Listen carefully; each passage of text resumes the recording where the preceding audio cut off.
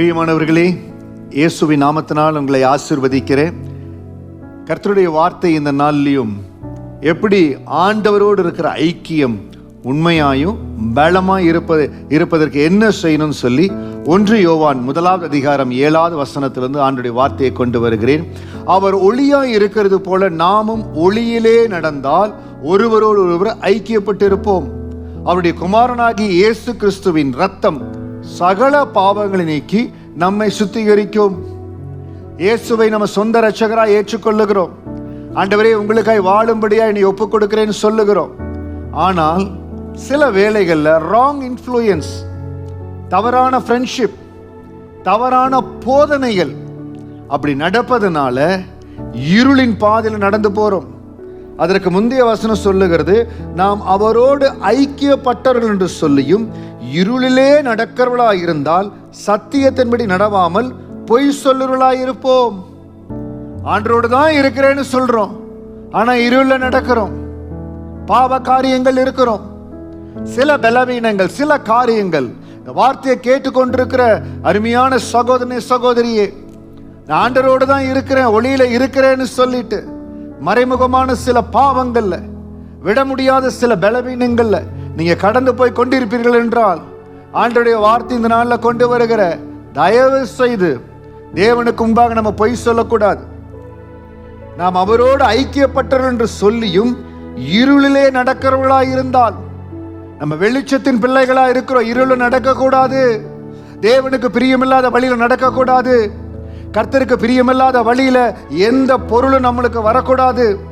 தேவனுடைய பார்வையில உண்மையான நேர்மையான சம்பாத்தியம் இருக்கணும்.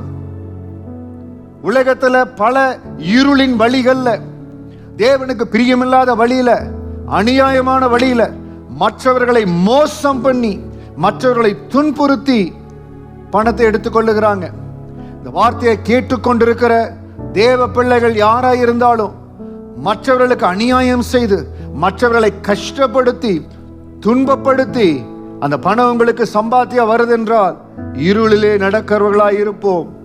இல்லாவிட்டால் ஏதோ ஒரு பாவ கிரியை என்னை மேற்கொள்ளுகிறது, மறைமுக பலவீனம் மேற்கொள்ளுகிறது, இருளிலே நடக்கிறவர்களாய் இருப்போம்.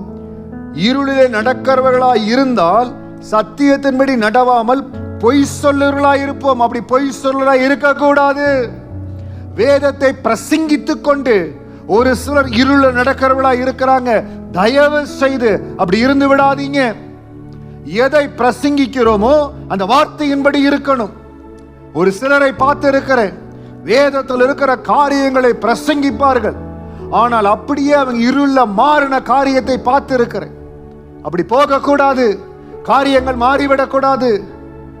தேவன் கொடுக்கிற ஆசீர்வாதம், கர்த்தர் கொடுக்கிற நன்மை அவரிடத்திலிருந்து வர்றதா இருக்கணும்.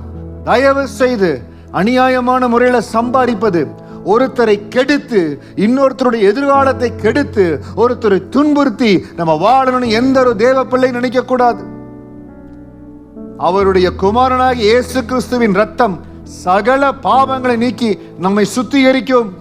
இன்னைக்கு ஒருவேளை யாரோ ஒருத்தருடைய wrong influence, wrong guidance, wrong மென்டர்ஷிப்ல இருள நடந்து கொண்டிருப்பீர்கள் என்றால், உங்களால் இன்னொருவர் ஏமாற்றப்பட்டிருப்பார் என்றால், நன்மை செய்த யாராருக்கு நீங்க தீமை செய்திருந்தீங்கன்னா, அதற்கு உங்களை தப்பா கைட் பண்ணியிருந்தாங்கன்னா, அப்பா சமூகத்தில் ஒப்பு கொடுங்க.